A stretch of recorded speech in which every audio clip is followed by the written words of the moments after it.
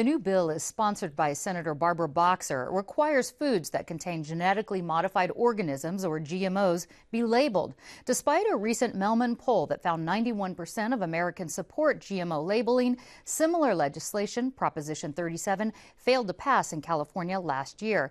Here with a look from both sides of the table are my guests, UC San Diego biologist Stephen Briggs and David Bronner of Dr. Bronner's Magic Soap. Welcome.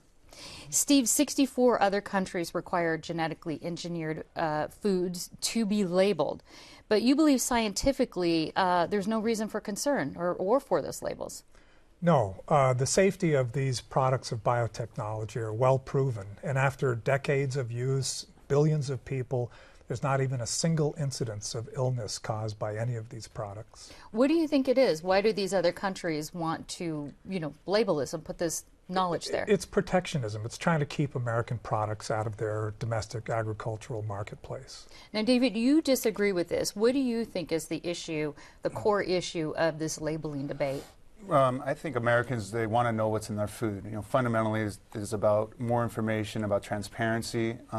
Food labels are not simply about health and safety. They're about important production-related information, such as is orange juice from concentrate. What country did your food come from? And is your food genetically engineered or not? I mean, people want to know, is that a genetically engineered apple or not a genetically engineered apple, and make an informed choice.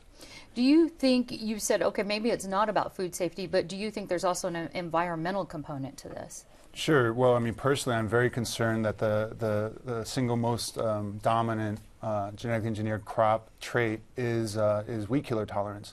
And basically, this is so that Monsanto and other pesticide manufacturers can sell and have farmers blast even more weed killer on our food crops, which is totally unsustainable. It's creating huge selection pressure on weeds to develop resistance, necessitating ever more weed killer. Let me get a response from you, from Steve, on that. So these are genetically modified seeds, I think we're talking about specifically, right? But they're weed resistant?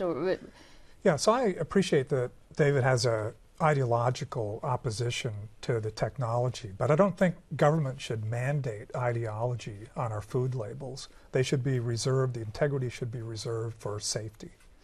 When it comes to food labels, though, other things are labeled, organic foods, whether it has any enzymes in it. That's a great point. So organic and GMO-free private labels are already available for everyone who prefers to use ideology as the basis for their choices. So this would not solve some unmet need. It would simply impose the cost of this new regulation on all consumers, those who have this ideology and the vast majority who don't. But a lot of people do want to know what they're eating, as you were saying. But opponents, I have to ask you, David, they do say that, oh, look, if we do this, it's going to cost more money. It's going to drive up food costs. It's going to, it's being pushed by the organic industry to make it a more competitive market. Do you think some of that is true? No, not at all. I think a simple label disclosure costs nothing. In fact, Monsanto, the chief opponent of the Prop 37 effort in California, ran pro-labeling ads in the UK 10 years ago. Basically, there is no cost to disclosing whether or not a food has been genetically engineered or if orange juice is from concentrate.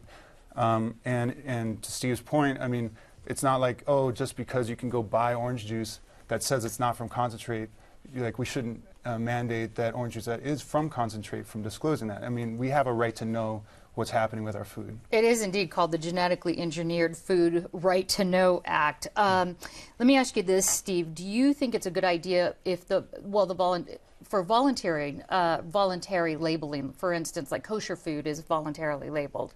Yeah, that's the way to handle ideological information. It should be voluntary and it should be paid for by the people who value that information. It shouldn't be imposed, forced on everybody. Essentially, this is forcing this high-priced food down the throat of all Americans. What do you think, David, on that? Do you think that if we just labeled the food that was not genetically engineered, do you think that would be adequate? No, I don't. I mean, I think, this is not being driven by the organic industry. I'm on the steering committee of 522, yesam522.com in Washington State, and that's primarily a coalition of salmon fishers, apple growers, and wheat farmers, not organic apple farmers, not organic wheat farmers.